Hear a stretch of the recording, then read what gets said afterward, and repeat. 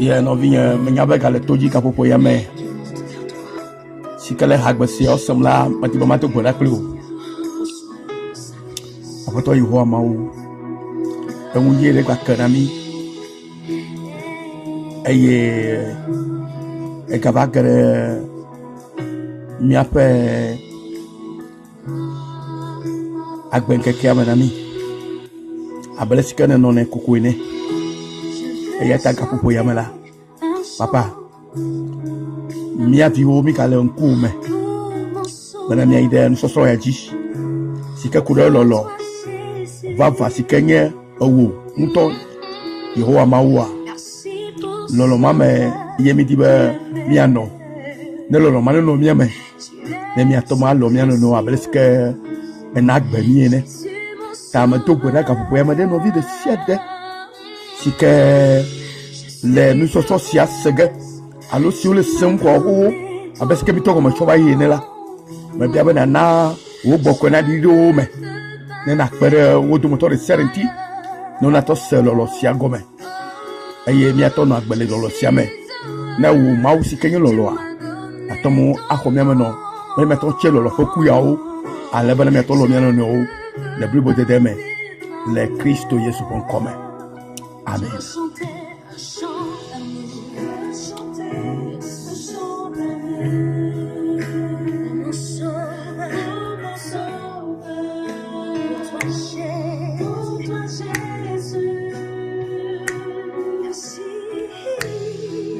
Merci pour ce que tu as fait.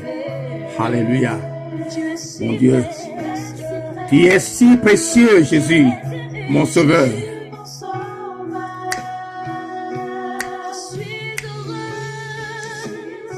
Je suis très heureux. Tu es très heureux. Car il t'a donné son nom précieux. Car il a semé le grain d'amour dans ta vie. Tu es très heureux aujourd'hui parce que le Seigneur Jésus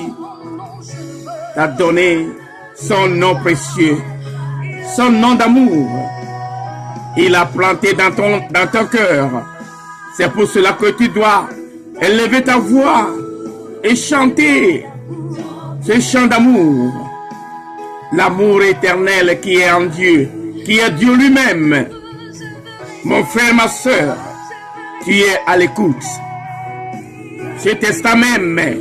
ce jour-ci, jour de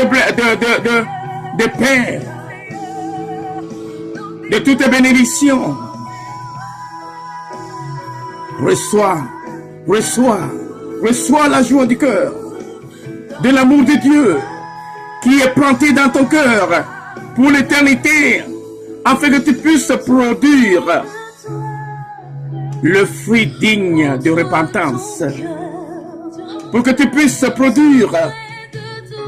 ce fruit de l'esprit que le Seigneur lui-même a planté dans ton cœur. Alléluia. Merci que je sais que tu es à l'écoute en ce moment. Mon vigne m'engabelle tout dit qu'à pour yamela. Elle a bien maudit et pour l'olo, la rembaou. Mia gagne mia pour nous ce soir d'yégbéa. Maou le beau, aïe ou le diomé. Alléluia. Alléluia. Ta main y'a ben la gavo, n'a y'a ben l'olo ya. Si quelqu'un veut le coup, elle aime les chocho. Plek be mia gagne là. N'a l'olo maou au deux de mon cola. Vous. Attends vieux phare. Mais il de kentio. Que vous de mon pour l'olo si que tu de mon taille. Et n'a pas ton le. Blibo de deux. Et tu m'as toi. Non viens. Akpe. Belle toji ka pour yame. Yemia gaide. Egbepe. Et nous sommes sloaji. Coude lolo. Lolonti. Alléluia.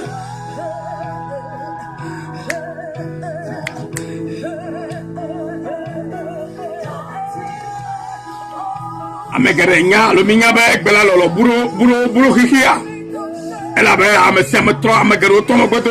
loloa. Si que mau, la Bible la mau to loloa. Alléluia. Ne be mitro lolo antikwa lolo abahihie kata me e hihia ma anya no na mi kake akpasa gatola amegweto goro to megwedo lolo wa kenye mau ke memi ke womi de to bo no monu ne mo lo mi o de ke wa cho ye fo gbogbo ademi amo mau globe ye cho aniko cho ma megweto alo benye ne ma ole a tete cho nka ye to cho fe agbogbo deme e tete to si nu gbagbe bana lo agbe hallelujah ma fo lo ka ma e cho lo mi ma e ye me di be ye to ke jimi ye to ke wo mi ye cho fe gbogbo deme amere ne ya agble mi ore e di be mi apon ti fafa no vi o e ya ta je mi aselolo ga si ke ma o cho lo mi la mi asegome eye mi wa mi acholo ma pepe acholo mi alo no le anigba yaji mi acholo ma pepe alo mi alo la anigba yaji eya ma koye ti fafa sike ma odi bono no isi amogodola atemne na lolo ya sikenye ma u ye le mo de mo abele sike enyala gbure yo nyati sike chire mo yo che lolo akokunya te pala no vie ala lo no view ala lo pour me que mo de gole e mama no mere que mataron tio enti akololo anti la ko ala bana amoro bura ko bana nenye ba no vinyere lo lula ke go bana e ga klasi de taye ma e taye lo ndo bonenye lo antonto le la manye ga banya yo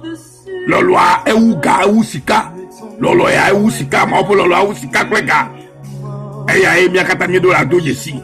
ne le amia do motore siam le pour me am quoi que pour me kata vous ne le o asa o le o famille am quoi famille kata vous ne le sro on tire ngou e mi akata lolo ale mi am réciproquement quoi que mi akata mi vole pour me am e lolo ma sire maula e ya la du fier me pas gbeji e mi lo de salon le lolo me manière ville le ntio on vient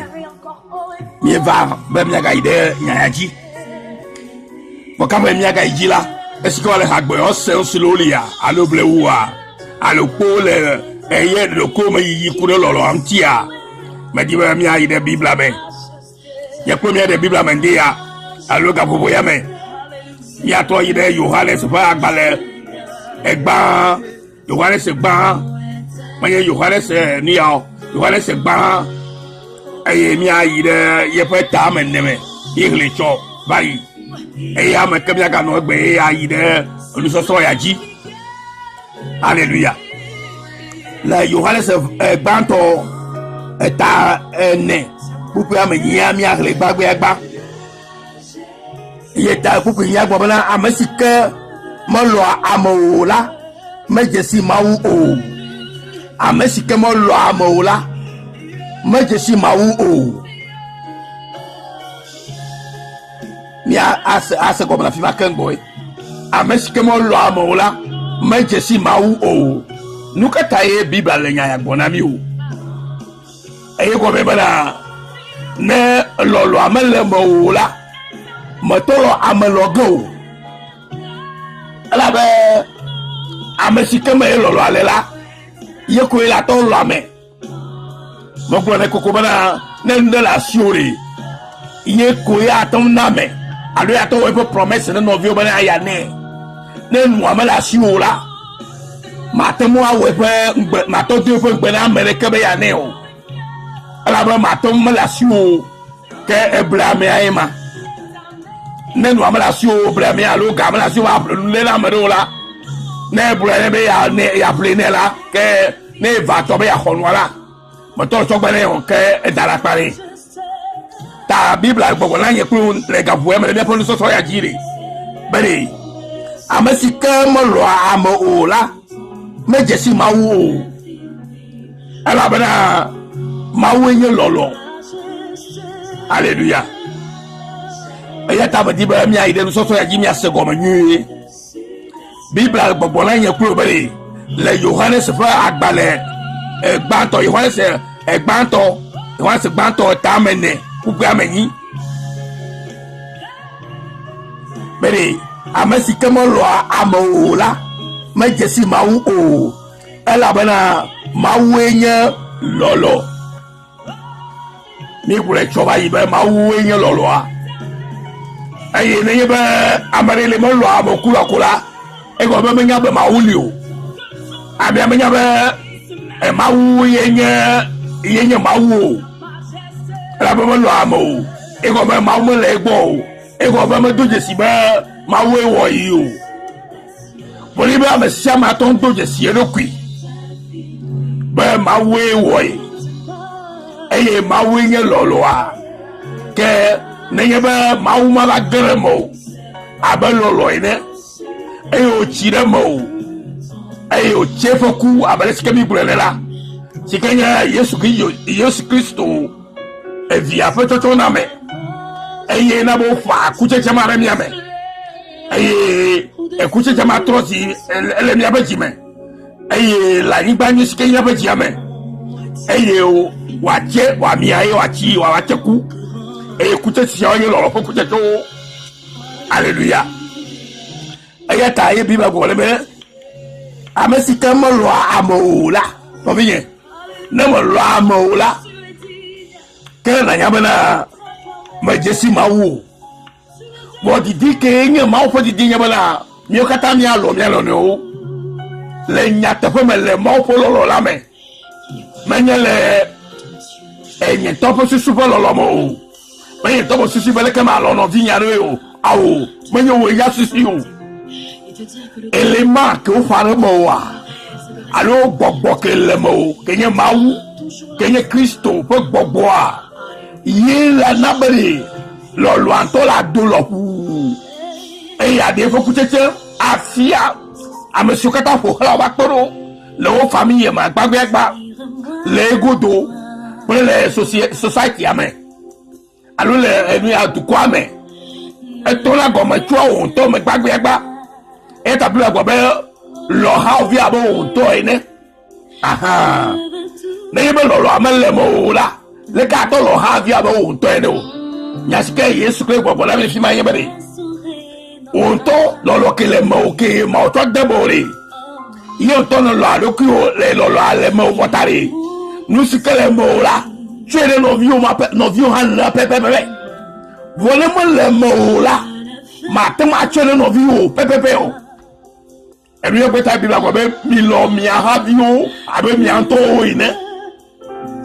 e wo be lo lo ale mo ta je cha lo ale no vi oro wole me le mo la enyagbe yara ma to ma se fe pepe mo alo fe to le ke de to la ma to ma se go mo e go be lo o mo fa ere mo wole o fa lo ade mo la come on enyara se go me se ka eye manye won teja palo lo ale do ko mo gbule bo wo mawu sikenyo lo are ke choto via Kristo jide ye to Kristo ma ji hose ni ye la nabani lo yala awa de re mo ala bo wo ko kuchechia ma fo lo fo kuchechia Yesu ke ko ma fo lo sikenye Yesu sikeye kuchechi ayo aparo mo ye go be ho Yesu de yero ko bala ye la na bala de ye ta poso Paul han go bala menye ye la go ke bo Yesu la gbere me ela mo fa kuchechi ara me wo hallelujah e mo fa Europa o fa kuchechi Yesu ara mo e ya ko ila te ma ko to bala to ma lo havio e ye la ko to bala a to je si e mawu ala bobe amesika lo amola majesi mawu o Christopher lolo foku jeje Kristo wa pa no la yela na ba jesi mawu eye atemo alo ame ala be over mawu skenyo lolo ala dem over hallelujah eya ta ole bebe ba yakata mi adi lolo ya fe ekucheche wana agere miambe sika enye Kristo Yesu wa ne be Kristo Yesu agere kwa agbeme nya tefeto abe sika Yesu tɔgblẽ na Nikodemo ne le Yohanes ƒe agbalẽa me bena Nikodemo ahunyeme pɛpɛ be ne metso Mawu gbɔ o la nyematɔ le nukunu yawo wɔm o Yesu to le bena de egblɔe nyui ɖe vɔ gake ekpɔtɔ nu ɖe nɔ elebe ame geɖewo ʋu megbe nenema be Yesu enye aƒetɔ Yesu o dzesi Yesu gake ɖe exɔ Yesu aɖe agbe o mea nyama ma nya le bebe ge nya le ya eye be xɔxɔ ɖe ame ƒe agbe me ɖe dziwo me yi le na bena vovo ya la sɔ asi o eye to Nikodemo la olu la gatɔ gbugbɔ gadzi woatɔ gbugbɔ adzi eye be Yesu nya ka gbɔ le na me ya o enye ke tsi papa ho bo agatɔ mu tsi yɛlɛ ke ba o de wa gatɔ le dada yi ƒe dɔ me ya alo ne ke wa wo ɖo egɔme nye be le de mese gɔme o egbe gere ne ma ke le na me geɖe ma wo mese ma wo ƒe lɔlɔ agɔme o ta wo le mo ʋu le yi be Kristotɔ menye nu ya menye pasɔ menye mawu nyagblɔla gã menye profeta menye visionnaire menye yakpe kɛmɛ vɔ Yesua mele wo me o nɔvi nye nya ke gblɔm le ya nenye be Yesua gbe le wo koa hallelujah nɔvi nye enu ya de nukunu enye nukunu ɖe ke le bɔbɔe ɖe ke mia yɔ aɖo mia me facilement ke menye tukala ƒe nya ye o elabe mawo me zi ame ɖeke hã dzi o abe etsɔ freedom na mi be mi wɔ choice mi wɔ tsatia ta tsatia la woe la woe bena kutsetse ma ke yi Yesu Kristo la ke le va gbe me etɔ gblɔ le Nikodemo wole gatɔ bubua dzi wole gasi ɔgagbɔ ɔgatɔ bubua gadzi kple mawu ƒe nya ya eye kutsetse ma ƒoe ɖe me o menye me la gatɔ yi bebevi ɖe dɔme ne nɔ o Kristo la va tɔ xɔ o ya abe vi ene atɔtɔ wɔ vi alléluia ne ye ne koe atɔ ye nye gɔbubua dzi abe ɖe Kristo hã ge ɖe wo dzi me ko lɔlɔa etu aƒe ɖe me vɔ ko lɔlɔa etu aƒe ɖe me vɔ ko lɔlɔa le miamia gbe le me vɔ ko lɔlɔa le tsitsi gbe le me vɔ ko lɔlɔa le kutse gbe le me vɔ eye lɔlɔa ƒe kutsetsewo ya woadze le wo agbe me eya koe atɔ lɔlɔviwo hã nenema ye nye nya ye ma eye miaga yi dzi le ke ya le kpukplu ya de me le Yohanes ƒe agbalẽ gbãtɔ ma me ke eta me ne kpukplu ya de me eye wo dzi gbɔ be eye miawo la eye miawo miedze si lɔlɔ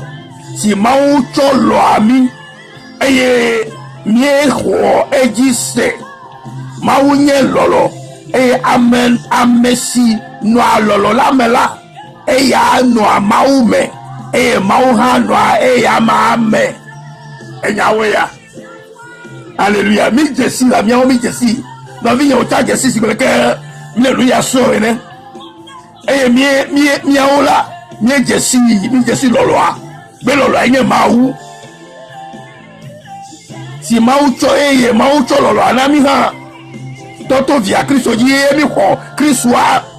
eye wòtrɔ zi miaƒe aƒetɔ kple miaƒe léla ge ɖe miaƒe agbezame ge ɖe miaƒe dzime ge ɖe miaƒe luƒɔme ge ɖe miaƒe gbɔgbɔme eye le fiaɖu le miame ye ta apɔstɔ pa gbɔ be ye le agblẽ mi gba agblẽ ye kosi o lɔlɔ si ke nye Mawu ƒe lɔlɔ la ye le agblẽ me azɔ si ke nye Yesu Kristo nɔvi nye ma gblɔ mi le eye Mawue nye lɔlɔ ke game adzesi be Mawue nye lɔlɔ eye ame si nɔa lɔlɔ la me la alo ame si ke me lɔlɔ ya nɔna si ke nye Mawu la alléluia eya me Mawu nɔna eye ame Mawu le eya hã me ame ma hã le Mawu me le Mawu nye lɔlɔ eye ame si nɔa lɔlɔ la me la eya nɔa Mawu me eye Mawu hã nɔa eya ma me nikpoa obe yeme oyo be godo enu ya ko gblɔ mi le ya be omo do a church omo gba me le church yi alo me no chadi la church mo me le church ya me yo mo le church yi o hallelujah me le church ya me eye me le church ya me le loro e me le Yesu me ta e me le church ya bolo la me si o ko de la wa bo fu fo enye church yo ba gbo le te me ka lo de kame le gbogbo de kame le eduka ame ta popo de kate ple eduka susu de kame la bene yebe lolo ma o fere mo o fere menya o fere miamala nyamo mo o ko loloa nyamo o nya loloa e nyamo mo la taba fufure du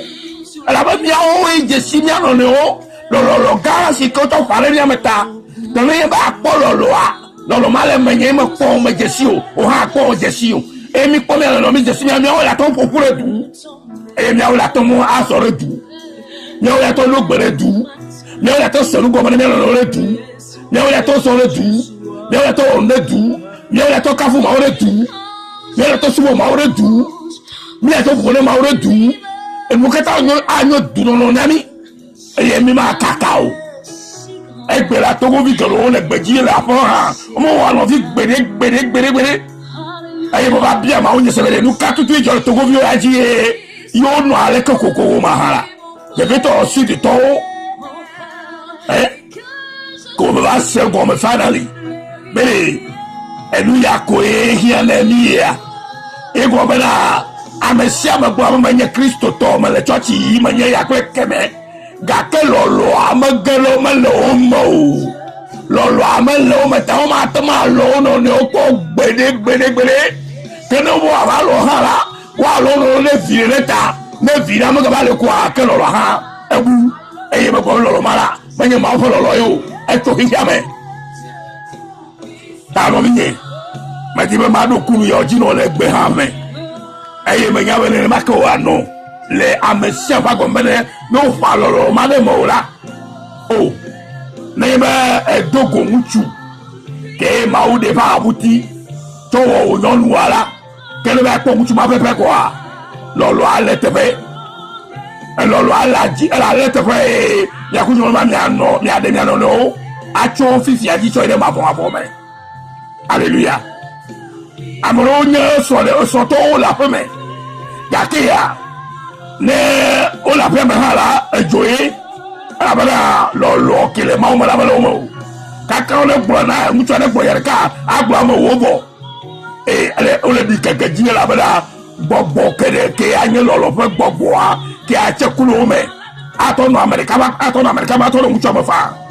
la ke mo no mo la ka mu cho le gbo yere ka kwa mu cho agbo la fa le ka ya ko ano mo me ne no la gbogbo le ka kwa mu cho IBG e po ji ku pe eye tukara jo to mo la fo la mo po afo ta ko no la po si gobe ela de gbo ya wula ene lumo katara ejo ni Kristo to ko ni Kristo to nya ta batola lumo mo la ga no nemo lo ya la me bi aji o lo kwa nu si alupo lo la do aji lo a e kwa le fa ke to ma gbo hallelujah no bi yo lo ari e je na to mi atome na no na chire mi ame na le socha ala po ela be yes e wa bo bele nso mi lo mi asro mi ato mi afosro aba mi ato mi afoti la ene ala be o to foti la o de o to be ahabu ti o le to o no ma lo ke no ma le wa ahabu ti ala te fa tutu wa ni kata ga lo albo aga lo funya fiero ke me yo lo anton to e ma o ke e lo no la le neta lo le ya ko fa ma me ko bo e lo no wa le ye bo no ta ko bo mo ye nu ke dia le ko le bo ko bo lolo ngba simo kala yebe lolo wa ma cho ma u mo lolo ma le ma godo ta mele lu kromi abe ma o fe subo le ne bala mi a desi lolo ya ke ma o to pore mi ame to via Kristo me e Kristo la gbono ya te ba do yo be Kristo to ko la lolo ya do la me pe no vi o kata e ta bo mi lo mi lolo abe mi a to lu ku ne no vi ye me gbe ba le ne lolo amele mo la ne la mare me alo le o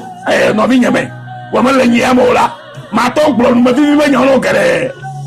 dake a lolo ma to lo gbe o e ne lolo ma le no vi nya me e ma le nyi amola no vi nya ala di nyo na gbe se gbo ka ke nya afo ko di gbe ne dai me lolo to to mo bo le yo lolo ma pe ke Kristo bo lolo anye ku te ti ala me nya yo lo ha me le ko jo ha me la mi ha me la jo ha me le mi akata me le ka ne mala o kaka ma poko ai ma embrace o cha embrace mo la kata mi le du no be porque la mola te lo ale o ya me ye me le novio mo la o ya ko novio la do oh novio sister brother ya to go afekula ya gogo kakato kwa abatonu la bana susu buvare la bolo la makuti temele ya mo e ya de la fou elle est côté de pépé elle est pasteur do on to me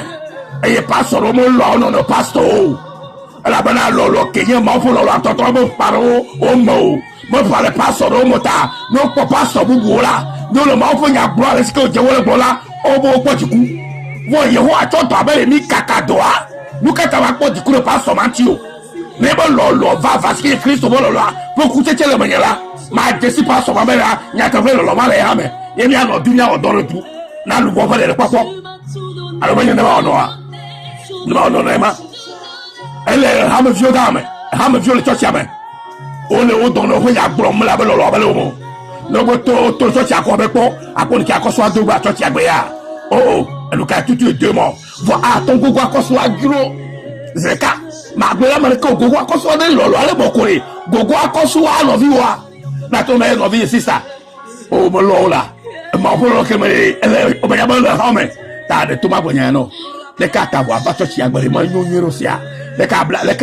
ala siru atao dare ne ma ya mo kwata popori me nyo ta gabu la na jagwala to silent tv de ade lolo fie ba to da gbona kodo ma se gbo la ani yo ma ni na ko la o we ko e lolo ma le mota e di aje no vialu lolo sikele mota ajire ro ne ma hallelujah amoro de la so ayo mo dia bo akọ so yo na mo di wona mo chare ko pa mambo wo mo la ya o dala lo o mo la ni boko nuko la wo foko a e ma di abo bibi ti no nu wo lolo amele o mo ya e ne be lolo le la ne so le ti gbo to po me ba ala si amide me gbodo mene ne unchu ha le ti va nyo no ala si amide me gbodo mene lolo apeche spell bono no mo de we ma amu ne ni so le wo so ba pe me e wa to fenti la e gakia o le o gba lo ko ho lo ne wa so ki le ho mo no o gba lo so o gba lo ko ameka ye ba ko ama mo no mo yo lo o me to mi atore de we mi mato wa mama do mi ko ri lolo al e bla mi de tu e to mi de so mi so mi alo no ke le ke mi so ni alo no ya ba ni no mi to so ni alo no wa no vie ma di be ya se do yo go me ken le gosi ago me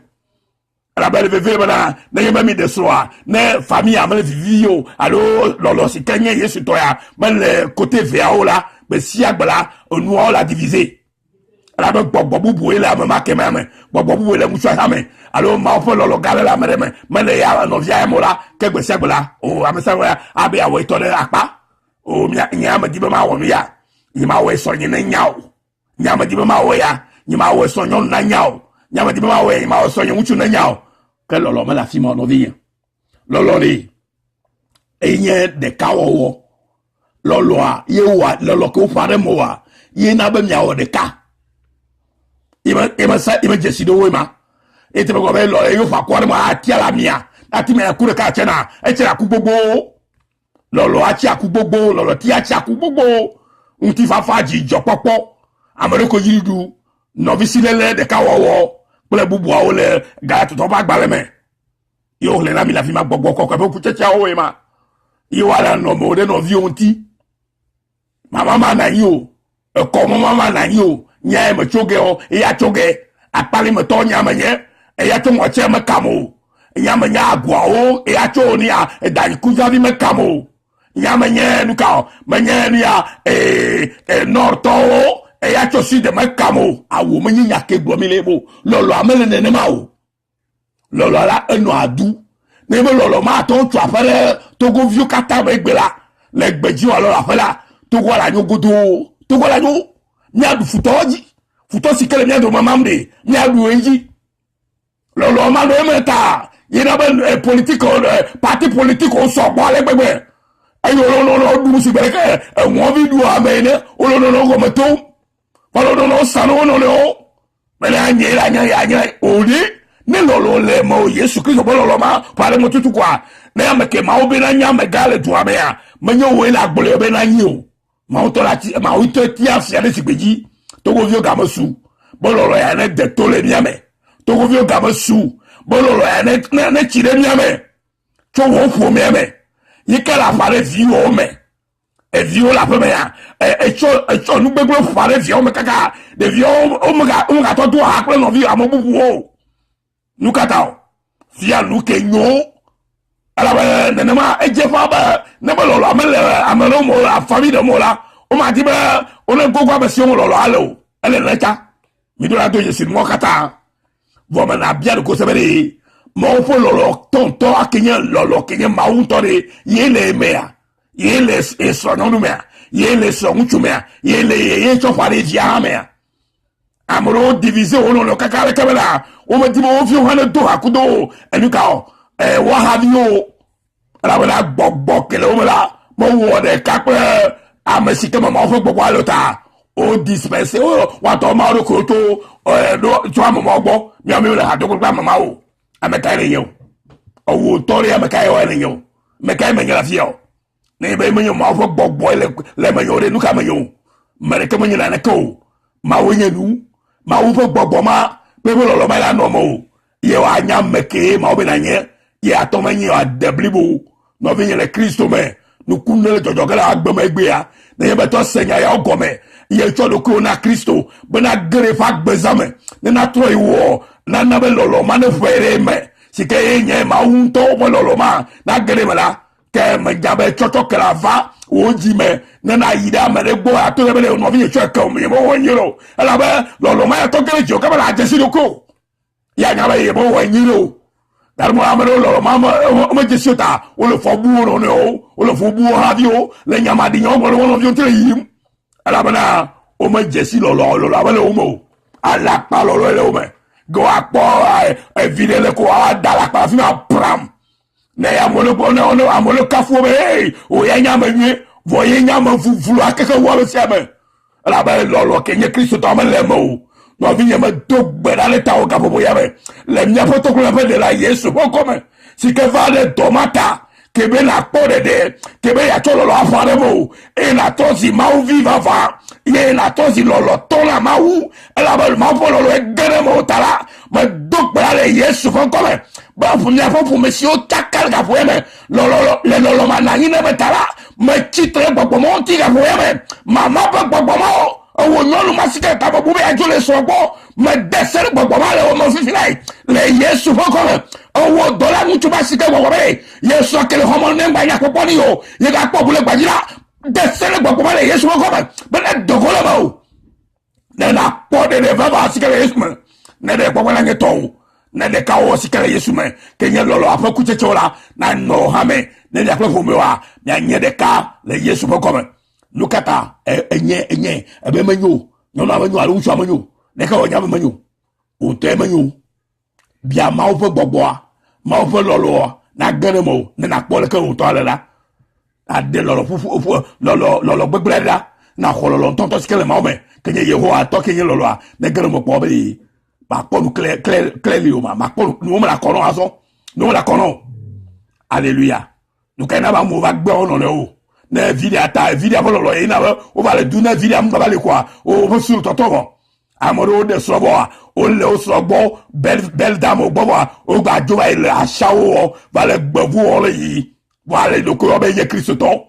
da sinu ma wo kaba ma ona yirawo nu te bo la o meri amekonye ma o fo gbogbo agero alolo agero ni nu te bo lo yo no amejojo yo no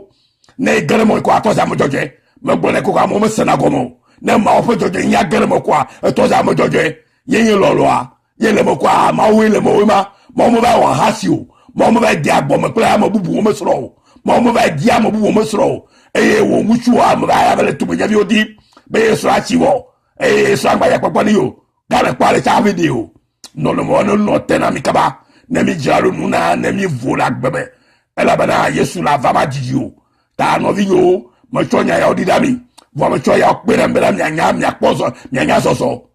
me ya go begbe ba tozi e sa po ga ya to le gaota ya ga tozi gbevu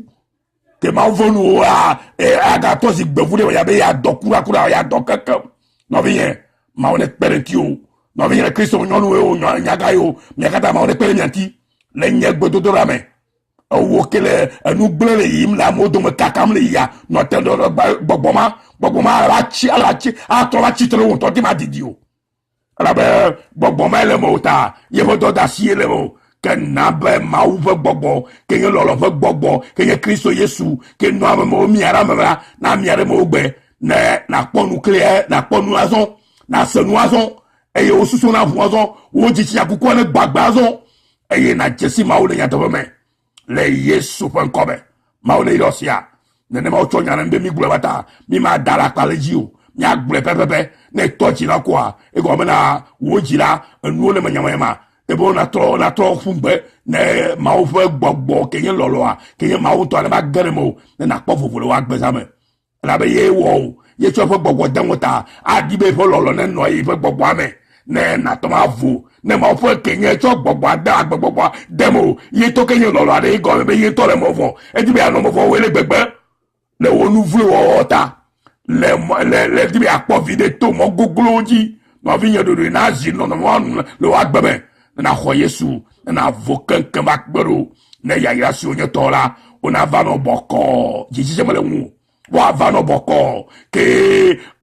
ga ke ma America wo lu na unti ola ye ola akpo be wo le ji gere ma o le o le ji o ya ngba ko mo o be manya siko e tai na nye ke lolo ya sika no ameme sika ma u ntonto a ye no ameme lolo e onyata yo ngba ya sika gbele nde kamo me dak babele toji e seigneur ma on e yira ogere nya ya ba chono vio sika nya lolo to le Kristo me e yo abe Yesu yo o yira ma ololo avoji de le Kristo me ye bonya ya ba chono chokaka o se na indaji cho chachi siko ya be True Forgiveness Mission Australia ma ole yosia ke ba be isare bye bye nenyebe ria koshindo la sio bebela e je si WhatsApp no manyabo e va go na phone na to WhatsApp ji ne ma to yo mo na phone to WhatsApp ji anya no ma ho no ba nye plus 61 4 1 7 2 4 4 9 7 ma ka so no bleu e 6 1 plus 6 1 4 1 1 7 2 4 4 9 7 or in English 6 plus 61 4 11 7 2 4 4 9 7 plus 61 4 11 7 2 4 4 9 7 que à to connecter le WhatsApp dit quoi que nya relation avec agbora ma pere un tio ne bibla boko na pere me katati mi asegoma ma on est là que bye bye